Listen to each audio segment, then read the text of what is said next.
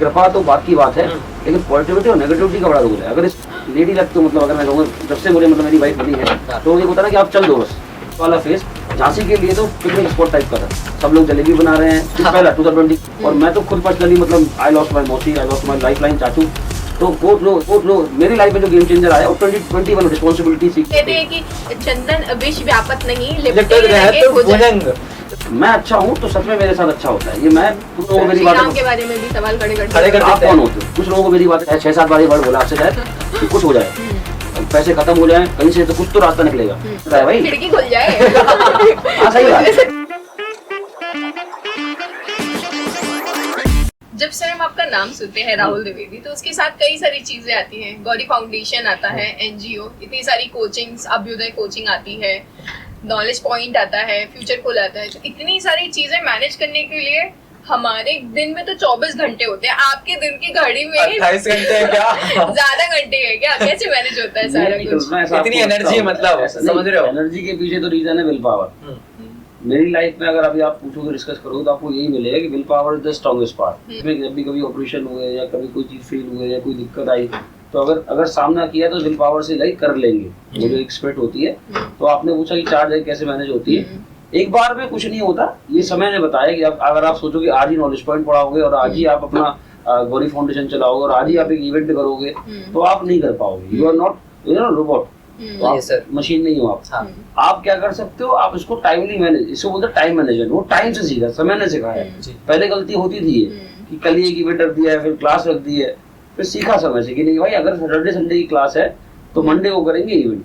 तो इससे मैनेज हो जाता है। एनर्जी को कैसे मैनेज करते हैं आप? इतनी सारी एनर्जी कहाँ से लेके आते हैं हर एक क्लास? मतलब आप ना इतना, मतलब जैसे सर हम एक किसी काम में एंगेज रहते हैं, फिर दूसरा जब काम करने जाते हैं और पहला अगर खराब हुआ, दूसरा खराब हुआ, तो दिमाग का सर ऐसा हो जाता है कि अब छोड़ो यार कल करते हैं, या फिर छोड़ो यार इतना अच्छी हो गया, मतलब फ्रस्ट्रेट हो जाते हैं चीजों को। तो आप इतने सारे चीजों में एंगेज हैं तो आप इतना मैनेज कैसे सर? भाई एक लाइन सुनी होगी आपने कि मंजिल उन्हें मिलती है जिनके सपनों में जान होती है, पंखों से कुछ नहीं होता, हौसलों से उड़ान होती है। आपके हौसले जब बड़े होंगे ना तो आपको जब पता रहेगा कि हाँ आप लाइफ में कुछ करना चाहते हैं, आपका जब विजन बड़ा होगा। जैसे जब यूपीएससी एक टारगेट था, आपको पता है मेरे बारे में, तो था कि चलो वहां से सर्विस कर लेंगे। तो वहां से लगा कि नहीं ठीक है अब नहीं हो पा रहा, बहुत सारे फ्री पहुंचे आप, मेंस पहुंचे आप, जहाँ भी आप मंजिल पहुंचे। तो लाइफ पे फिजिक्स आते चले गए, लाइफ हमने सिखाया तो क्या करना है। तो और एनर्जी तो खुद से है कि कुछ करना है, बचपन से ही है कि यहाँ कुछ करना है। वो नहीं पता था उस समय क्या कुछ करना है, अब एक मकसद मिल चुका है कि क्या करना है और उस करने में अपनी विल पावर के साथ रहते हैं, हार नहीं मानते। नेवर डाई स्पिरिट वाला एक फैक्टर रहता है, इसलिए आप कर ले जाते हैं। तो सर आपके मोटिवेशन की शुरुआत कहाँ से हुई है? आपको मोटिवेशन कहाँ से आया ये सब करने के लिए? किस चीज, पढ़ाई का कि गौरी फाउंडेशन का, किस चीज से बोलना चाहते हैं? हर एक फैक्टर में। जैसे आप वेल सेट थे, लाइफ में सब सेट था, फिर एक एनजीओ स्टार्ट करना या कुछ नया करने का जो जुनून होता है कि कभी ना सेटिस्फेक्शन आ जाता है इंसान के मन में, फिर उसकी ग्रोथ वहीं स्टेबल हो जाती है कि अब हम सेट है, हमारे पास फैमिली है, पैसा है, तो अब हमें क्या करने की जरूरत है, नया क्या ट्राई करने की जरूरत है। मैंने कहीं पढ़ा था कि if you are satisfied you are dead. अगर आप लाइफ देखिए, जिंदगी है आपकी है, मैं हमेशा बोलता हूँ एक जान है, मतलब एक सोल है। अगर आप उसकी बात करोगे तो एक रोड साइड किसी ट्रक के किनारे दारू पी के डला और खत्म हो गया। और एक ही सोल है जो प्राइम मिनिस्टर बन रहा है, एक ही सोल है जो यूनाइटेड नेशन का हेड बन रहा है। तो और एक ही व्यक्तित्व होता है। स्वामी विवेकानंद की अगर हम बात करेंगे तो जब आप हर कोई उनके फादर का नाम नहीं जानता, तो आप जब फादर का नाम नहीं जानते और उनके बेटे का नाम पूरे हर ऑफिस में, इंडिया के हर ऑफिस में पीछे लगा हुआ होता है, वी ऑल नो। तो एक व्यक्तित्व की बात करनी है तो हम व्यक्तित्व पे फोकस करते हैं कि मैं ऐसे व्यक्तित्व पे कैसे जाऊं, सीखने की चाह रखता हूँ, ब्लेम्स को मैं टाइम नहीं देता। कोई क्या कहेगा, आप गिरोगे, गिर कर उठने की आपके अंदर जो चाह होनी चाहिए, वो जो नेवर, मैं बार बार एक वर्ड बोलूं, नेवर डाई स्पिरिट, वो अगर आपके अंदर है तो आप पाओगे, कहीं तो पहुंचोगे, आप सीखोगे तो आगे बढ़ोगे। नहीं सर, अगर कोई, जैसे मैं ही अपने बात कर लूँ या फिर कोई भी स्टूडेंट होता है, वो किसी चीज़ में अगर फेल हो जाता है और फेल हो जाने के बाद फिर वो सोचता है दूसरी चीज़ स्टार्ट करता है, फिर फेल हो जाता है, तो जब वो लाइफ में एक ऐसा फेज आ जाता है कि भाई अब यार गिर गिर के अब हो चुका है भाई, अब हमसे हो नहीं रहा है, अब उस टाइम पे कैसे सर? क्योंकि आप फैमिली का प्रेशर आ रहा होता है, क्योंकि सारे मिडिल क्लास फैमिली से हम लोग सारे, जब मिडिल क्लास फैमिली से बिलोंग करने वाला जो छात्र है वो जब इतनी सारी चीज़ों में गिरता है और नई चीज़ों को उठाने की कोशिश करता है तो सर बहुत मुश्किल होता है, फिर वो चीज़ छोड़ देता है। तो उस टाइम पे क्या? देखो, फेल का फुल फॉर्म अगर आपने सुना हो, फर्स्ट अटेम्प्ट इन लर्निंग। जी। तो अगर आपने ये सोच लिया कि ये लर्निंग थी मेरी, जैसे लॉस होता ना जब आपका कभी बहुत बड़ा नुकसान हो जाता है, तो अगर आप ये सोच लो कि चलो यार हमने 5 लोगों को पार्टी दे दी, वो भी कौन सा हमको मिलता है कि कोई रिजल्ट, तो आपको लॉस बेयर कर, ये मेरा स्पिरिट है, इसको आप पॉजिटिव माइंडेडनेस समझ सकते हो। नॉर्मली मैं अगर जज करता हूँ किसी व्यक्ति को या किसी भी जगह को, तो मेरा मानना ये है कृपा तो बात की बात है, लेकिन पॉजिटिविटी और नेगेटिविटी का बड़ा रोल है। अगर इस रूम में कोई नेगेटिव व्यक्ति एंटर कर रहे हो, कहते क्या कर रहे हो ये, तो आपको कहीं ना कहीं इम्पैक्ट हो जाएगी, क्यों बैठे थे हम, कहीं कुछ गलत तो नहीं कर रहे। और अगर कोई 4-5 लोग आपकी लाइफ में ऐसे मिल जाए कि तुम करो भाई बहुत अच्छा करोगे, we are there with you, तो आपकी जो स्पीड होती है ना वो 2x की स्पीड से आगे बढ़ती चली जाती है। और मेरी लाइफ में मेरे फ्रेंड्स, मेरे चाचा का आशीर्वाद, मेरे माता पिता, मेरी वाइफ का सपोर्ट, मेरे ब्रदर सिस्टर, सबका मतलब बहुत अच्छा, मैं लकी उस चीज में। मतलब लोग कहते हैं कि 1-8 लोग हैं, मेरे पास बहुत सारे लोग हैं जो सपोर्ट करते हैं। So what about lady luck, sir? Lady luck तो मतलब अगर मैं कहूँगा जब से मुझे मतलब मेरी वाइफ मिली है, तो एक होता है ना कि आप चल दो बस, कुछ भी फैसला लिया। जब मैंने एनजीओ का बोला कि मुझे एनजीओ करना है, फिर एनजीओ स्टार्ट करते, मेरी 2 बेटी हो चुकी थी, मतलब पहली वाली बेटी हो चुकी, दूसरी वाली 22 में हुई, तो मैंने कहा कि एनजीओ स्टार्ट करते हैं। तो बोले अब ये क्या है, हमने समझाया कि आप मतलब पहले सिविल सर्विस कर रहे थे, देखो होता ना स्टेबिलिटी लेडी को भी चाहिए ना कि भाई क्या कर रहे हैं, ये नया क्या लेकर आ रहे हैं। सही बात है। तो क्योंकि मैंने सिविल सर्विस में पढ़ा था इसके बारे में, आपको लगेगा जब भी आप बात करोगे, आप पूछोगे, डिस्कस करेंगे हम, तो एनजीओ मैंने पहली बार नहीं सुना था।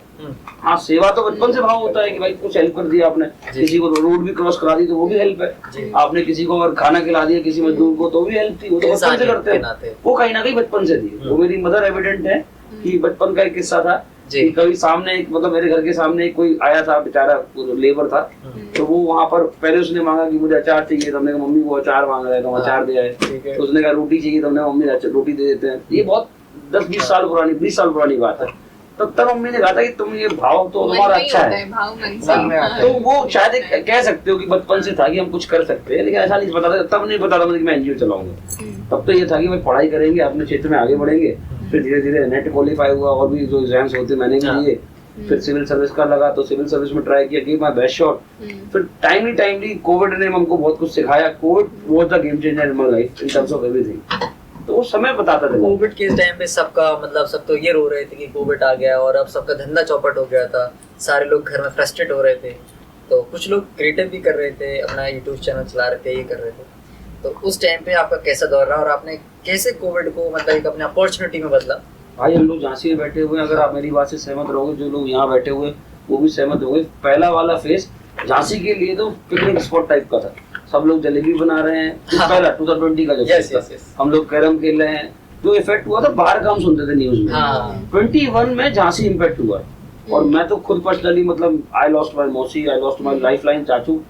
तो वो जो मेरी लाइफ में जो गेम चेंजर आया वो 2021 रिस्पॉन्सिबिलिटी सीखी। पहले चाचा थे लाइफ में तो बहुत कुछ करते थे, संभाल लेते थे, तो मुझे कभी एहसास ही नहीं हुआ कि ये भी कुछ करना है। कभी तहसील का, कभी कचहरी का, कभी कोई फेस ही नहीं देखा था, बिकॉज हर चीज का आंसर होते थे। I was having a passion in my life कि आप उनसे बोल दो। उसके बाद रिस्पॉन्सिबिलिटीज आती है, तो ये होता ना display responsibility comes accountability.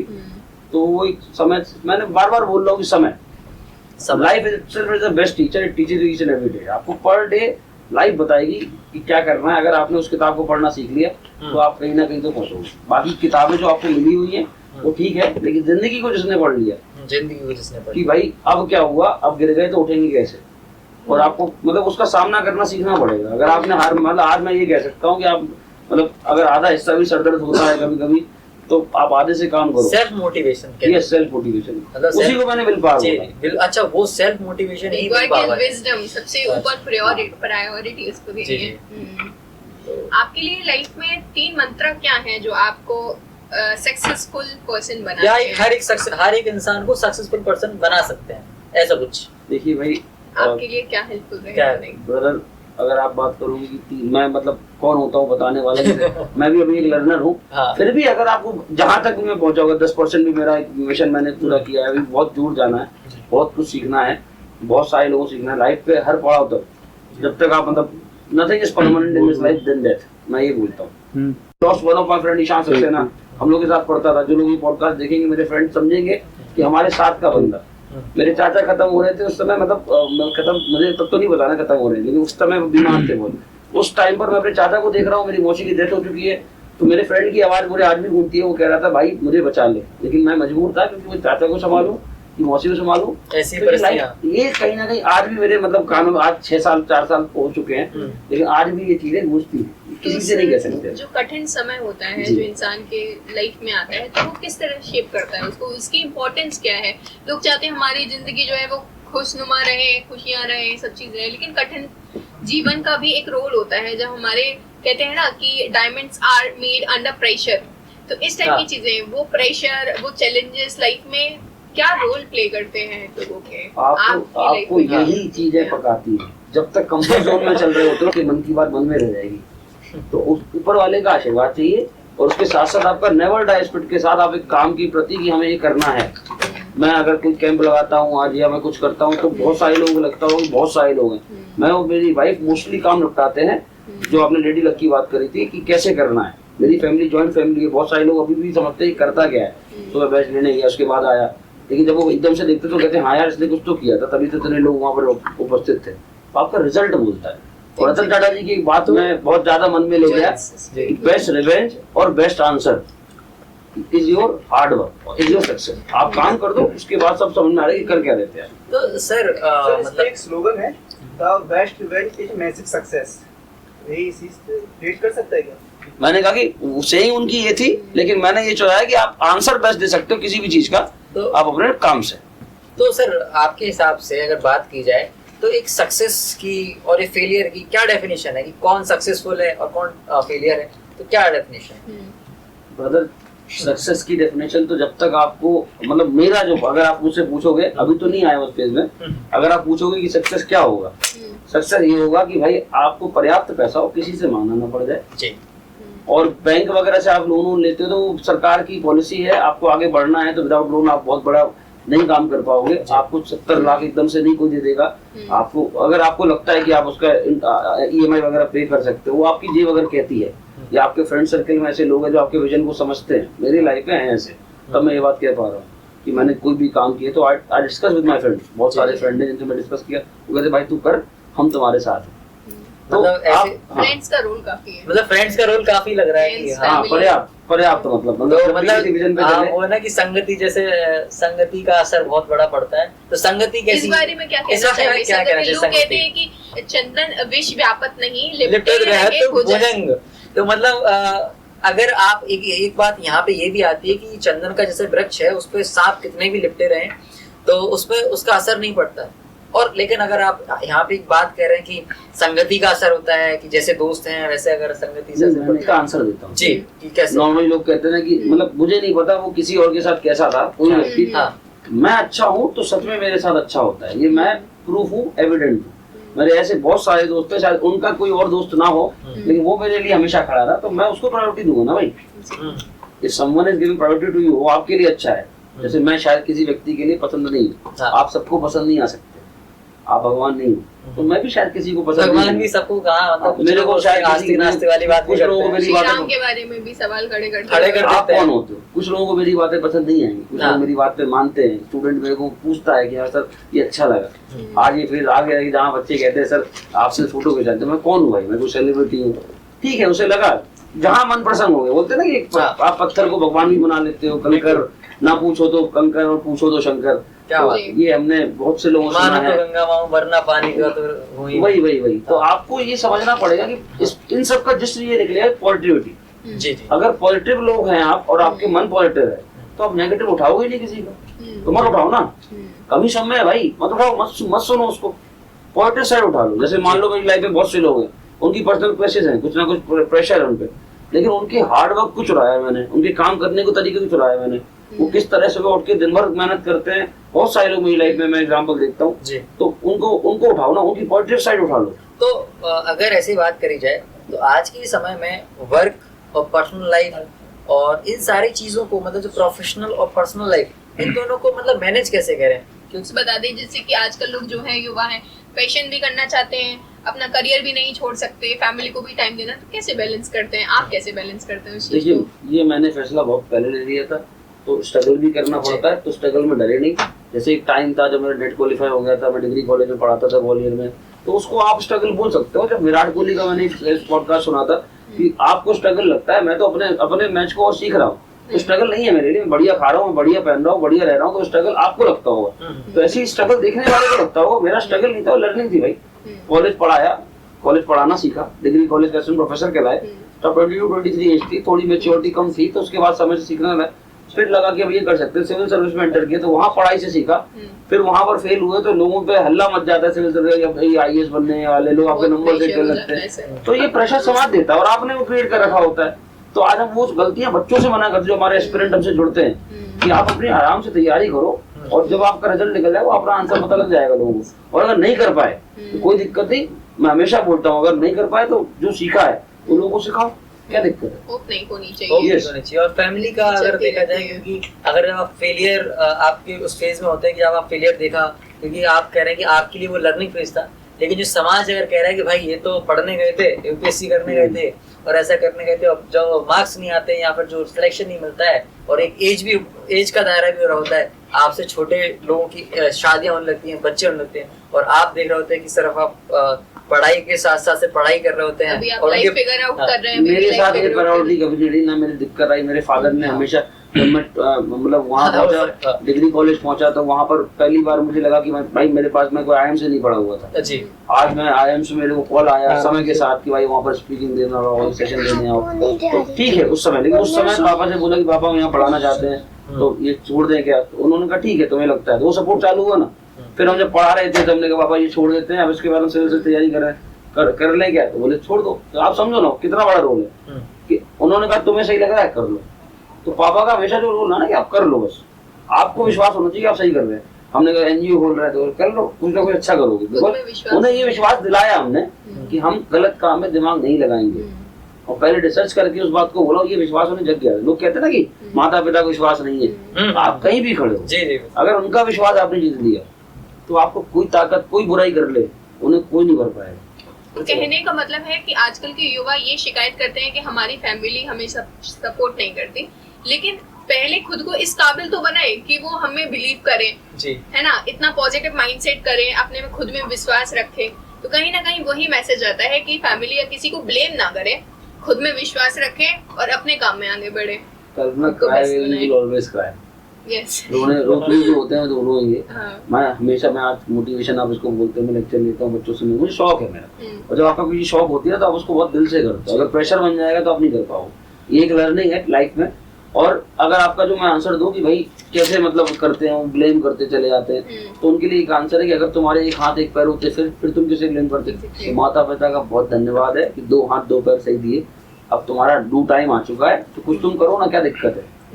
Failure success तो पार्ट एंड पार्सल है। ECG अगर सीधा चल गया तो यू आर डेड, ऊपर नीचे चल रहा है यानी यू आर अलाइव। तो करो ना, सीखो ना, गिरो फिर उठो। मेरी लाइफ में तो बहुत बार दिक्कत आई, लगा कि अब खत्म हो जाएगा, अब कोचिंग नहीं चल पाएगी, कैसे आगे बढ़ोगे आप? तो आया टाइम से, आप पार्टनर जब से लाइफ में आया तो वो डिस्कस कर लेंगे, आप चलो ना, हम चलेंगे, कर लेंगे। तो नेवर डाई वाला स्पिरिट है ना। मदर फादर तक बात नहीं पहुंच पाती है तो हम दोनों अपना हस्बैंड हो गया, कर लो। विश्वास है, विश्वास होना चाहिए। हम कभी परेशान होते हैं कि आज कैसे होगा यार, कल का एक्टिविटी बोल दी है, और आज जो NGO लाइफ हमारी चल रही है, हमारी क्लास लगी होती है रेगुलर, मैं फ्यूचर गोल में लेक्चर लेता हूँ, 14 लाख सब्सक्राइबर्स, मैं नॉलेज पॉइंट झांसी में सिविल सर्विस के लेक्चर लेता हूँ। अभ्युदय जो मैं पहले कोऑर्डिनेटर था, तो मेरे को भी दिक्कत आई भाई आपने कर तो लिया, जब एक काम करना है, अब मैनेज कैसे करूँ? मेरे मन में भी आया होगा, आपका सबसे पहला क्वेश्चन है। तो उसमें पार्टनर ने कहा कि आप कर लोगे, तो वो लगा कि यार someone is having trust on me, आप कर सकते हो, हम क्यों नहीं कर सकते? तो करेंगे, क्या दिक्कत है? फिर उसको management, time management, stress management, आपके लाइफ मैनेजमेंट, ये सब इसको पढ़ाया जाता है बड़े बड़े कॉलेज में, ये सिखाता है अपने आप। आप अगर उसको एनालाइज करना चालू करोगे तो इतना सब मैनेज करने के लिए ऐसी कौन सी हैबिट रही जो सबसे ज्यादा यूजफुल रही आपकी लाइफ में? Never die spirit. Never die spirit, चाहे 6-7 बार ये वर्ड बोला आपसे, शायद कि कुछ हो जाए, पैसे खत्म हो जाए कहीं से, तो कुछ तो रास्ता निकलेगा। और आया है ये फेस। कोचिंग खोली थी जब, तो पापा से नहीं सपोर्ट लेना था, तो कहीं ना कहीं अपने लेवल पर कुछ फ्रेंड से सपोर्ट मांगा था। 1-2 फ्रेंड मेरे हमेशा सपोर्ट करते रहे, उनसे डिस्कस किया मैंने कि भाई ये कैसे करते हैं। तो उसके बाद जब वो किया, तो फिर अगर मान लो कोई एक चीज बिगड़ गई, तो हमने कहा ठीक है दूसरी चीज करेंगे, अगर एक चीज गिरती है तो दूसरा कुछ करेंगे, नहीं करेंगे। मतलब एक दरवाजा बंद होता है तो दूसरा भी बिल्कुल खुलता है भाई, खिड़की खुल जाए। हाँ सही बात। आपकी लाइफ में टीचिंग चल रहा था, आपकी लाइफ में आप यूपीएससी की प्रिपरेशन कर रहे थे, फिर एनजीओ का आइडिया कहाँ से आया अचानक से? कल्पना फ्रेंकली स्पीकिंग बहुत अच्छा क्वेश्चन है, बहुत सारे लोगों के मन में चलता होगा, लोग उससे नहीं पूछ पाते कि एकदम से ये एनजीओ, क्योंकि एनजीओ के बारे में मिथ बहुत है। जैसे लोगों को लगता है कि एनजीओ है मतलब कहीं से ब्लैक पैसा आ रहा है, तो मनी वाले व्हाइट मनी करने वाले है, और ऐसा होता भी है। Yes, मैं yes, डिनाई yes. करने वाला कुछ चर्चा में है तो मैं कभी भी नहीं चाहूंगा, गलत बात नहीं बोलूंगा। आधी बात यहाँ से पहुंचे तब तक सबको पता है। 2013 के बाद से एक अमेंडमेंट एक्ट आया, कंपनी एक्ट। उस अमेंडमेंट एक्ट में बताया गया कि कंपनी से जो लोग पूरा पैसा कमा रहे हैं, 5,000 करोड़ का टर्नओवर है या प्रॉफिट है, एक रेट है उसका, एक पैरामीटर है उसका गवर्नमेंट की तरफ से, वो अमेंडमेंट आया कंपनी एक्ट में। उसके बाद से ये प्रावधान बना दिया गया कि आपको 2% अपना कंट्रीब्यूट करना पड़ेगा नेचर में। तभी आप देखते हो बहुत सारी कंपनीज, कुछ लोगों ने अपने एनजीओ बना रखे, फाउंडेशन है सबके। टाटा तो बहुत बड़ा ब्रांड है, उसकी तो बात वो तो बहुत पहले से चला रहे हैं। ये 2013 के बाद ये मैंडेटरी हो गया। तो ये तो एक पैरामीटर है। उसके बाद गवर्नमेंट खुद बहुत सारी पॉलिसीज इंप्लीमेंट करती है जो डाउन टाउन सेक्शन के लिए, अपलिफ्टमेंट के लिए। मेरे को एनजीओ के बारे में अगर नॉलेज की बात करोगे तो सिविल सर्विस में टॉपिक होता है, आपके जीएस 1, 2, 3, 4 होते हैं, उसमें एक जीएस में आपके जनरल स्टडीज में एक टॉपिक होता है role of civil NGO in civil services. तो मैंने उस टॉपिक को पढ़ा हुआ था कि एनजीओ का रोल क्या होता है, एनजीओ काम क्या करता है। देखो नॉर्मली जनता को लगता है कि एनजीओ का मतलब है खाना खिला लो, पानी पिला दो, आप अपने सिर्फ समाज सेवा का कोई काम कर लिया। एनजीओ एक काम करता है link between government and citizen. ये है, ये मैंने पढ़ा, उसको मैंने फिर समझा। तो मेरे एनजीओ में जो मैं चीजें करता हूँ तो मैं पढ़ता हूँ पहले उसके बारे में, ये लोगों को नहीं पता। लोगों को लगता है सुबह एक कैंप लगा दिया, मैंने एक चीज कर दी, आई गो थ्रू देम, किस समय कौन सी पॉलिसी आ रही है। मैं वेबसाइट पे नॉर्मली जो यूथ बैठा हुआ है उन्होंने नहीं पता कि माई जीओवी पे एक नई स्कीम लॉन्च हो रही है। माई जीओवी एक ऐप है, मैं गवर्नमेंट की सारी चीजें पढ़ता हूँ आज भी, चाहे कितना बिजी हूँ, चाहे मेरी 2 बेटी है, सो जाती है उसके बाद, बिकॉज टाइम होना 24 आवर्स है। You have to manage your teams. अगर आपके पास समय सीमित है तो आपको करना पड़ेगा, नहीं तो आप एक्सक्यूजेस दे दो, और excuses sound best, they are worst. ये मैंने कहीं पढ़ा था कि आप एक्सक्यूज अगर दे रहे हो बार बार तो ये नहीं हो पाया, आप क्राई बेबी वाला फंडा है, ये ऐसा नहीं मिला, कोई समझ लेता तो कोई नहीं समझेगा आपको। आप अपने आप को समझो, आप अपने ड्रीम को फुलफिल करने के लिए लगो। अगर आपके सपने बड़े हैं तो आपको मेहनत करनी पड़ेगी। जब एनजीओ की बात हुई, गौरी फाउंडेशन आपने स्टार्ट किया, गौरी फाउंडेशन समाज में बहुत सारे ऐसे सुधार लेके आ रहा है, आपके भी बहुत सारे एक्सपीरियंस रहे होंगे नो डाउट। ऐसा कोई एक्सपीरियंस शेयर कीजिए जो आपके दिल के बहुत करीब हो। सबसे पहली शुरुआत ये है कि कोविड जब आया था ना, जो पहला वाला कोविड था, जो मैंने बोला जो जहाँ से भी लोग नहीं जानते थे कोविड क्या है, तब मैं टीचर्स ग्रुप है हमारा, एक प्राइवेट टीचर्स विजन, मैंने अपनी बात उसमें रखी। मेरा एक फ्रेंड है मनीष, वो सस्पेक्टर है सीएसएफ में, बहुत बड़ा रोल उसका मेरी लाइफ में। तो उसने हमने डिस्कस किया हम कैसे मदद करेंगे लोगों की। तो हम लोगों ने सोचा था कि चलो बिस्किट बांट देंगे, कुछ इस तरह मदद कर देंगे, कुछ भी कर देंगे। लेकिन मन में मेरे विजन आया, मैंने उस विजन को थोड़ा बड़ा रूप दिया पहली बार, जब मेरे को लगा अब मैं कुछ बड़ा कर सकता हूँ। तो 2020 की बात है, तो उसमें हम लोगों ने टीचर से डिस्कशन किया, एक फंड हम लोगों ने इकट्ठा किया। उस फंड से मैं डेली गर्म खाना बनवाता था, और लगभग 10 से 4 मतलब ड्यूटी की तरह गवर्नमेंट से परमिशन लेके मैं 20 दिन तक लगातार, जब वो कोविड लगा था ना आपका पहला जो लॉकडाउन लगा हुआ था 22 मार्च से, तो 20 दिन बराबर मैंने खाना बांटा। उस खाने बांटने के साथ साथ मैं पर डे मतलब ऐसे ऐसे लोगों से मिला जो 30-30 किलोमीटर दूर चल रहे हैं। तो मन में आया यार ये तो अलग ही स्ट्रगल है, हम घरों में बैठे हैं, हम जलेबियां खा रहे हैं। तब मैंने वो ठिठुर गया हमारा कि नहीं यार कुछ करेंगे अब। तब पहली बार आया कि तब तक नहीं था कि एनजीओ बनाएंगे, लेकिन कुछ करेंगे, अब समय दिया करेंगे थोड़ी पब्लिक वेलफेयर पे। मतलब मन सिद्धार्थ से गौतम की सही बिल्कुल पक्का कह सकते हो। तब मतलब ठिठुर गया था मन, मतलब बहुत से लोग बहुत कुछ कर रहे थे, बहुत सारे लोग सरकारी अधिकारी तो बेचारे जॉब कर रहे थे, उनको तो दिया गया था, उनका टास्क था। मतलब मेरे फादर पुलिस में है तो उनको तो करना था, तो और भी मेरे फ्रेंड जो मतलब आर्मी में नहीं हुए सब कर रहे थे, अपना ड्यूटी कर रहे थे। लेकिन हमने और मैंने मतलब मेरी फैमिली के बहुत सारे लोगों ने कहा था भाई तुम बाहर से कोविड लेके आते हो, बाहर रहना, मैं अपने 10 दिन बेटी से नहीं मिला। तो तब लगा कि यार करेंगे कुछ ना कुछ आगे करेंगे। तब मुझको नहीं पता था कि नेक्स्ट ईयर कोविड हमें एक मतलब दिक्कत देने वाला है। तब मन में आया था कि करेंगे। तब उसके बाद फिर जब चाचा एक्सपायर हुए, कोविड में बहुत कुछ दिक्कतें आई, तब लगा कि चलिए कुछ करते हैं। तो सिविल का भी अटेम्प्ट नहीं बचा था मेरा यूपीएससी का, तो मैंने कहा ठीक है, I don't need any parameter की मैं सिर्फ सिविल सर्विस कर निकालता तभी सिविल सर्वेंट बनता। तो वो 2021 होता टाइम कि मुझे लगा सिविल सर्विस ऐसे करेंगे, एनजीओ से करेंगे, क्योंकि पढ़ रखा था तो कहीं ना कहीं उसको इम्प्लीमेंट करने का एक अच्छा तरीका। किताबों ज्ञान या जो ज्ञान है वो सिर्फ किताबों तक सीमित नहीं रहना चाहिए। इसके अलावा जैसे कि अभी आपने बोला कि जरूरी नहीं है कि यूपीएससी का जब हम क्रैक कर लें, हम आईएएस बन जाएं तभी हम कुछ कर पाएंगे। लेकिन लोग ना सही टाइम के लिए वेट करते रहते हैं। ऐसा बोला जाता है कि the right time to plant a seed was 20 years ago, but second right time was now. कि आपने भले ही 20 साल गुजार दी किस चीज में नहीं डिसीजन ले पाए, लेकिन अभी डिसीजन लो उस चीज को लेके। किसी टेक का वेट मत करो, अगर आपको करना है तो विल पावर और प्लस पॉजिटिव माइंडसेट, और कभी भी वो स्टार्ट करो। तो उसके बारे में आप क्या कहना चाहेंगे? मैं बिल्कुल अग्री करूंगा आपकी बात से। मैंने ये कहा था आपसे कि भाई आपको टेक की जरूरत नहीं पड़ती, यू डोंट नीड। बात करिए इस लाइन में, बहुत कुछ सीखना है, बहुत लोग बहुत कुछ बताएंगे, बहुत कुछ डाउनफॉल आगे भी आएंगे। जरूरी नहीं है कि आज ठीक चल रहा तो आगे भी ठीक चलेगा। I am ready for the circumstance. ये मतलब बार बार आएगा आपको मेरे में दिखेगी, आई एम रेडी। अगर आज अच्छा चल रहा है तो जरूरी नहीं है दिन है तो रात आएगी, सुबह है तो शाम आएगी। तो ये हमारी लाइफ में मैं इसको एक्सेप्ट कर चुका हूँ कि everything will not be going like कि आज अगर सही चल रहा प्रॉफिट में हो तो कल लॉस में नहीं आओगे। रोलर कोस्टर, मतलब भटकते भटकते मिल ही जाएगी मंजिल, गुमराह तो वो है जो घर से भी निकले ही नहीं। बिल्कुल सही, बिल्कुल सही। तो उस पर मैं एक लाइन मैं भी बोलना चाहूंगा, मैं बहुत लाइन बोलता हूँ जी जरूर। अभी तो अच्छा सर शायरी भी करते हैं। अभी तो असली मंजिल पाना बाकी है, अभी असली इम्तिहान का इम्तिहान आना बाकी है। अभी तो नापी है मुट्ठी भर जमीन, अभी तो क्या बात है सर।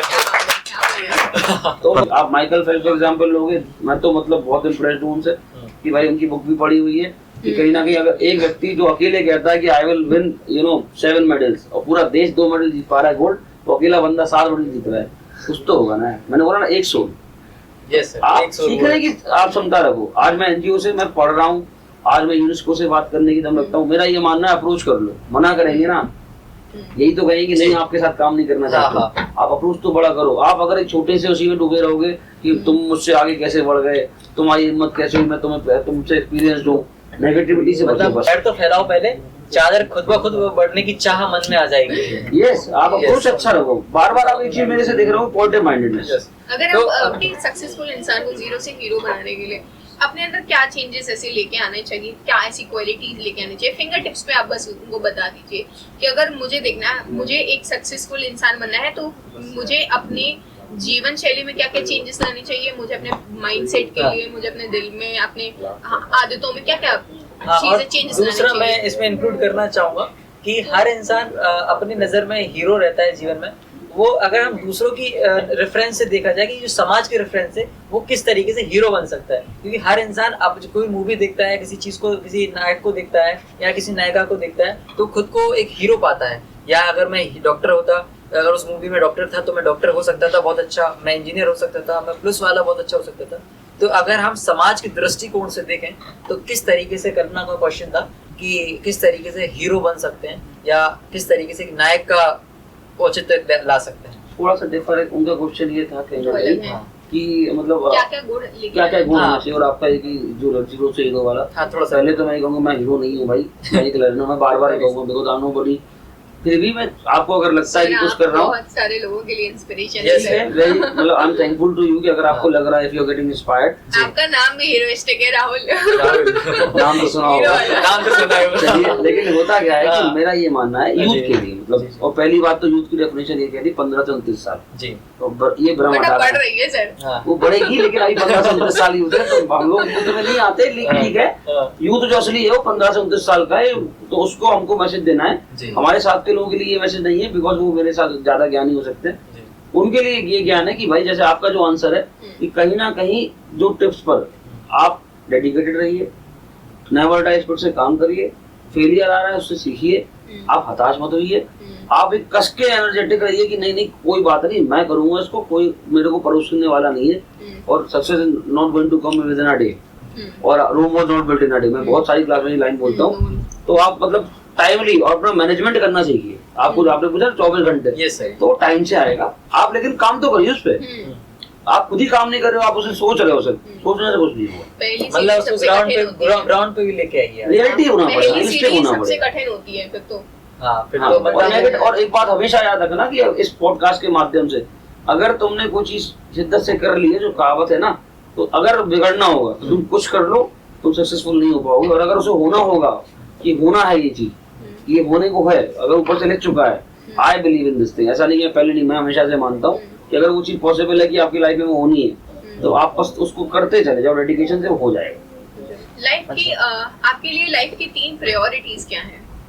मेरी लाइफ की 3 प्रायोरिटी है कि सबसे पहली प्रायोरिटी फैमिली मेरी, दूसरी प्रायोरिटी है कि मेरे को अपना जो विजन है, क्योंकि एक ही जिंदगी मिली है, इसी में आपको रोना पड़ेगा। अगर घर की याद आती है, चाचा को मैंने खोया, तो मुझे सुबह मॉर्निंग में अगर मैं प्लांट को पानी देता हूँ तो मैं उस समय दुखी हो लेता हूँ, क्योंकि मुझे पता है दिन में समय नहीं मिलने वाला, क्योंकि वो 24 घंटे, उन 24 घंटे में सारे ऑफिस 10 से 5 खुलते हैं, चाहे वो बैंक हो चाहे वो कोई इंस्टीट्यूशन हो, तो 10 से 5 में अपने काम को करना। अगर तुम उस समय रोने बैठोगे तो तुम रोते रह जाओगे। तो वो 24 घंटे ऐसे मैनेज होते हैं। 6 घंटे सो लो, इससे ज्यादा सोने की जरूरत नहीं है, तब सपने पूरे नहीं हो रहे, भले वो 8 घंटे का है। मतलब सब में एक मैनेजमेंट है कि इमोशंस के लिए अलग जगह है और पर्सनल अलग और प्रोफेशनल। और उसके बाद भी मैं शाम को डेली घूमता हूँ, ये मेरे फ्रेंड सर्कल सब जानते हैं। लोग कहते हैं घूम नहीं पाते, हमें पर टाइम नहीं मिल रहा है। आप मैनेज तो करो, ये मैनेजमेंट यहाँ से सीखना होता है। लोग कहते हैं बहुत सारे लोग तो मतलब अपनी वाइफों से नहीं मिलवाते, भाई ये कैसे कर लेते, जॉब रहती है उसमें ही परेशान हो जाते हैं कि टाइम ही नहीं मिलता लाइफ। मैंने बोला था ना शुरुआत में, किराए पे भी नहीं बनना, आप करो ना यार, फेल हो गए कोई दिक्कत नहीं है।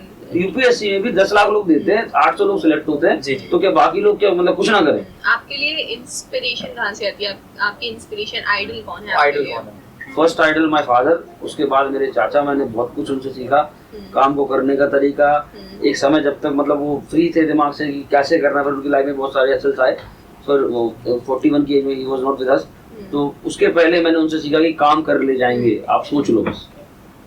मेरे फादर पुलिस में है, और मेरे ग्रैंडफादर जो सिपाही से भर्ती हुए थे आज भी जीवित हैं, हमारे साथ हैं, 85 ईयर्स के हैं। तो वो सुबह 4 बजे उठ के अपनी लाइफ चालू करते हैं, अभी भी करते हैं। तो विल पावर आपके जीन्स में है मुझे। सर गौरी फाउंडेशन क्या क्या करता है?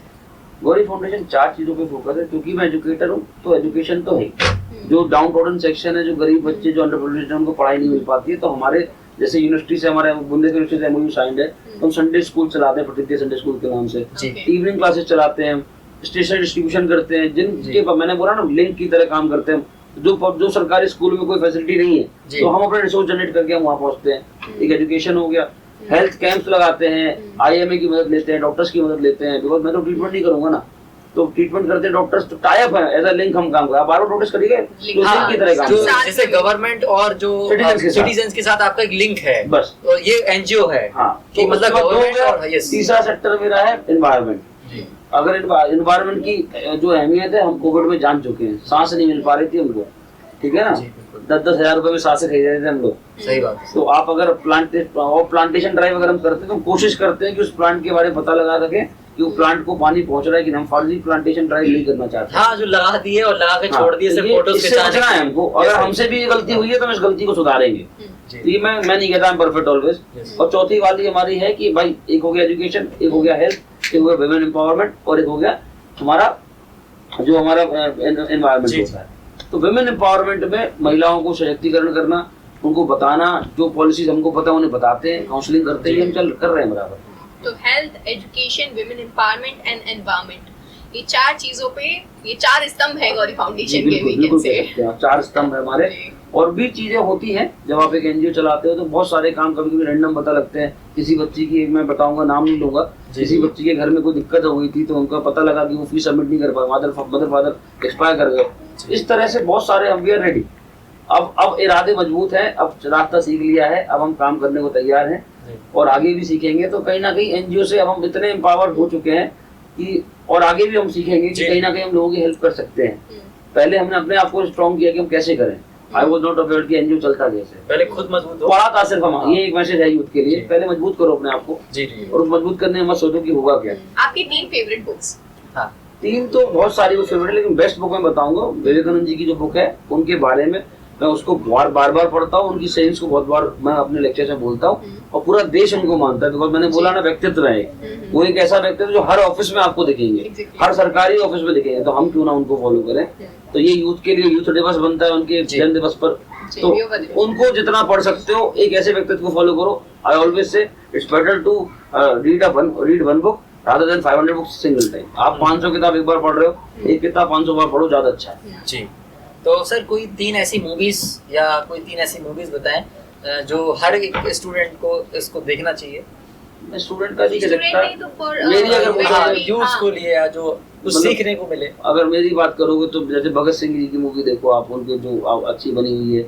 या मैंने खाकी मूवी देखी थी, तो मुझे खाकी का बड़ा मन से एस्पिरेशन है, बाबा जी को खाते हुए देखा, पिताजी को देखा, या आप अगर बात करते हो तो कहीं ना कहीं जो भी इंडिपेंडेंस बेस्ड मूवीज बनती है, पेट्रियोटिज्म वाली मूवी मुझे बहुत पसंद आती है। तो कोई 3 ऐसे काम बताइए जो हर रोज सुबह उठ के किसी यूथ को, किसी इंसान को, किसी स्टूडेंट को, किसी को भी वो करना चाहिए। सबसे पहले अपने माता पिता के पैर छुओ, अगर ठीक है, उनका आशीर्वाद लो और उनके पैर दबाओ। उन्होंने बहुत मदद कर ली है, बहुत कुछ कर लिया, बहुत आपको सरप्राइज बना दिया। क्योंकि मैंने ये देखा है, लोग अपने मदर फादर को नहीं समझते, तो फिर कहते हैं कि अगर नहीं रहते लाइफ में तो कहते हैं वो पनीर खाना पसंद करते हैं, वो ये खाना पसंद करते हैं। तुम्हें समय मिला है, तुम्हें समय मिला है, उनको समझो। कभी कभी वो बताते नहीं, वो कष्ट में होते हैं। तो अगर आप उन्हें नहीं समझ पा रहे हो, ये मैं बहुत यूथ की बेसिस पे कह पा रहा हूँ, बिकॉज मैं काउंसलिंग करता हूँ। मेरी लाइफ में मैं सिर्फ एक ही जगह नहीं पढ़ाता, मैं रेगुलर कम से कम 10-15 हजार बच्चों से मिल चुका हूँ आज से। तो उन 15 हजारों में से अगर 500 बच्चे ऐसे मिले हैं जो कहते हैं सर हम अपने पापा को हमें नहीं समझते, मतलब ब्लेम वाले बच्चे मिले हैं मुझे, तो मैं उनको डांट देता हूँ कि भाई ऐसा मत करो। अगर ये नहीं मिलता, मैं हमेशा बोलता हूँ अगर एक हाथ पैर होता ना तो धन्यवाद करो अपने माता पिता कि तुम जीवित हो, सही हो, और तुम्हारी 2 आंखें हैं, अब तुम कुछ कर सकते हो। एक टाइम आएगा तुम्हें उनको करके देना है, उनकी विश पूरी कर दी, उन्होंने तुम्हारी विश पूरी करी अभी तक। तो एक समय आता है ना कि 25-26 के जब आप हो जाते हो, 30 के हो जाते हो, तो अब आप कब अपने एस्पायर को पूरा करो, आपका है। आप सपने बढ़ाते चले जा रहे हो, आपको लग रहा है आप सेट नहीं हो रहे हो, ये तुम्हारी दिक्कत है ना। आपके जीवन का मंत्र क्या है? मेरे जीवन का मंत्र है कि भाई अपने परिवार को लेके चलना है और अपने आसपास के लोगों को अगर आप कुछ, बिकॉज अगर अपने लिए कोई भी जी लेता है, अगर आपके कृत से, आपके काम से किसी की लाइफ में अगर खुशी आ सकती है तो that is the best thing. अब इन सब में क्या होगा, जो लोग आपको पसंद नहीं करते वो कहेंगे यार तुम्हारी वजह से हम तो बहुत परेशान हुए, तो शायद कुछ और भी रीजन हो सकता है, आपने समझा नहीं होगा। नहीं, अगर आप समझोगे तो I will be always there for you. तो दोनों लाइक्स और डिसलाइक्स वाला पैरामीटर चलेगा। सर कोई भी इंसान परफेक्ट नहीं होता, सॉरी टू आस्क, बट आप अपनी ऐसी कौन सी कमजोरी है जिसको लगता है कि आपको उस पे काम करना है? आप किस बात को अपनी कमजोरी मानते हैं? आपकी सबसे बड़ी ताकत और सबसे बड़ी कमजोरी क्या है? सबसे बड़ी ताकत है, एक ही मैं बार बार बोलूंगा, मैं कभी हार नहीं मानता। कुछ हो जाए, चाहे वो पैसे से जुड़ा हुआ मैटर हो, चाहे वो क्लास लेने का मैटर हो, चाहे वो कोई स्टार्टअप या कोई काम करने का मैटर हो, एनजीओ में कोई इवेंट करने का मैटर हो। मैं कभी कभी टास्क मिलते हैं कि 6 घंटे में काम कराना है, सरकार कह देती है, सरकार को पता लग चुका है आप एनजीओ चला रहे हो, तो कहते हैं आप 6 घंटे में कर लोगे, हम कर लेंगे। हमें ये नहीं पता होता हम कैसे करेंगे, लेकिन वो कर लेते हैं। और फिर वो लेडी लग कह देता है कर लेंगे, तो हमें लगता है अब 2+2 4 हो गया है, कर लेंगे। तो ये वही मेरी ताकत, वीकनेस जिस पे मैं काम करना चाहता हूँ, और धैर्यवान। कहीं कहीं कभी कभी हमें लगता है कि जल्दबाजी, जैसे होता है ना कि आपको बचपन था तो बहुत से लोग बहुत जल्दी में रहते हो, तो मैंने वो धैर्यता प्राप्त करना मेरा लक्ष्य है कि आप इतने पेशेंट हो जाओ, इतने काम पे आ जाओ, इतना आपको मतलब परसिवरेंस सिखाए। यूपीएससी ने परसिवरेंस सिखाया, वो एग्जाम भी बोलता है कि पेशेंस और परसिवरेंस। तो कहीं ना कहीं परसिवरेंस आ रहा है कि गिरने के बाद भी, मतलब गिरने के बाद भी ना हारने मानने वाला जो स्पिरिट है, तो वो मैं कंटिन्यू करना चाहता हूँ। और जो मेरा थोड़ा सा जल्दी गुस्सा आने वाला एक है, उसमें नुकसान हो जाता है आपको। सर लगता नहीं आपको गुस्सा आता है? मेरे आप ऑलरेडी काम कर चुके हैं कर रहे हैं, अभी और करेंगे। उस गुस्से से नुकसान हो जाता है कभी आपका, उस पर काम करना। तो उस गुस्से को मैंने विवेकानंद जी की बात को बहुत अच्छी से लिया कि अगर गुस्सा आ रहा है तो use it in a positive way, काम में लगा दो उसको, तो वो शायद फ्रूटफुल हो रहा है। अच्छा सर, जब आप फ्री, वैसे तो आप नहीं रहते फ्री, मतलब मुझे तो मुश्किल लगता है कि आप फ्री रहते भी होंगे क्या नहीं, फिर भी कभी कभी थोड़ा बहुत जो फ्री टाइम मिल जाता होगा, उसमें आप ऐसी कौन सी खुद की हॉबी है, मतलब फैमिली, काम और ये सब हटा के खुद क्या करना पसंद करते हैं? मैं रैप बहुत सुनता हूँ, मैं गाने बहुत सुनता हूँ। रैप सर आप देखे लगता नहीं है सर कि आप रैप क्या होता है, देखो कोई भी गाने का शौक है जरा बहुत ज्यादा, मतलब मैं सुबह शाम वेद फॉर म्यूजिक, तो अगर वो वेदों में म्यूजिक को प्रायोरिटी दी गई है, जब मैंने पढ़ा यूपीएससी में, तो मेरा मानना है कि म्यूजिक आपको एक बहुत अच्छा, वो किसी प्रकार का हो सकता है, चाहे आप फास्ट म्यूजिक सुनो, स्लो म्यूजिक सुनो, गजल सुनो, मैं सब सुनता हूँ। मूड के हिसाब से सुनो ना, जब खुश हो तो बढ़िया तेरी सुन लो, तो दुखी वाला सुन लो। तो सर आप यूथ को क्या मैसेज देना चाहेंगे कि यूथ को अपने व्यक्तित्व के विकास के लिए क्या करना चाहिए, और आपका क्या मैसेज है यूथ के लिए? सर सबसे पहला मैसेज ब्रदर मैं आपके थ्रू, कल्पना आपके थ्रू ये देना चाहता हूँ, जस्ट बी योरसेल्फ। कभी कभी हम दूसरों के चक्कर में खुद की व्यक्तित्व को खत्म कर लेते हैं, उनको खुश करने के लिए, इनको दिखाने के लिए। अगर आपको पता है कि आप जो कर रहे थे वो सही जा रहा है और वो फ्रूट दे रहा है, रिजल्ट दे रहा है, तो आप करते रहो। पहला मैसेज ये है। दूसरा, आप समय से पहले उसको नहीं, अगर आप अभी किसके हो, आपका पहला अटेम्प्ट है, तो आपने आधी तैयारी करी है, तो ओवर एक्सपेक्ट मत करो, अंडर जज मत करो कि हम कर नहीं पाएंगे और हम छोड़ देंगे। ये दोनों बहुत खराब फेज है। आप ओवर एक्सपेक्ट करो कि हम तो मतलब ओवर एक्सपेक्ट करो कि हम तो छोड़ देंगे, हम जाएंगे, हम तो हार जाएगा, साल में कर रहा हूँ और एक मैं कर नहीं पाऊंगा। ये दोनों बहुत घातक है। आप बैलेंस के चलोगे नहीं, देखेंगे, ट्राई करेंगे, अगर हो गया तो बेहतर है। Thank you so much sir, इतना आपने अपने बिजी शेड्यूल में हमको टाइम Time दिया। आप बार बिजी शेड्यूल, बिजी कुछ नहीं है। जहाँ जहाँ पॉजिटिविटी जाएगी, जैसे ये जो पॉडकास्ट है, मैं आपकी टीम को, यूथ चर्चा की टीम को, इस मंथन सेशन को, और यहाँ जितने भी लोग बैठे हुए हैं, आप एस्पिरेंट हैं, मेरा ये मैसेज है कि आप जिंदगी जीना सीखिए। सच में मैंने बहुत लोग देख लिए 1 करोड़ के पैकेज वाले मित्र हैं, लेकिन वो कहते हैं भाई मैं घर को नहीं दे पाया टाइम, मैं 6 महीने से घर नहीं गया। तो मुझे लगता है फिर हम जिंदगी जी क्यों रहे? तो आप मैनेज करो ना यार। ठीक है, आप ऐसी पोजीशन पर हो, आपको समय नहीं मिल रहा, तो रिस्क ले लो। मैं भी बहुत सारे ऑफर मिल रहे थे, मैंने रिस्क लिया, पेशेंस रखा, मैंने डिसाइड कर लिया था कि मुझे झांसी से ही करना है। तो मैंने फिर ये ब्लेम नहीं किया कि मैं झांसी में कैसे करूंगा।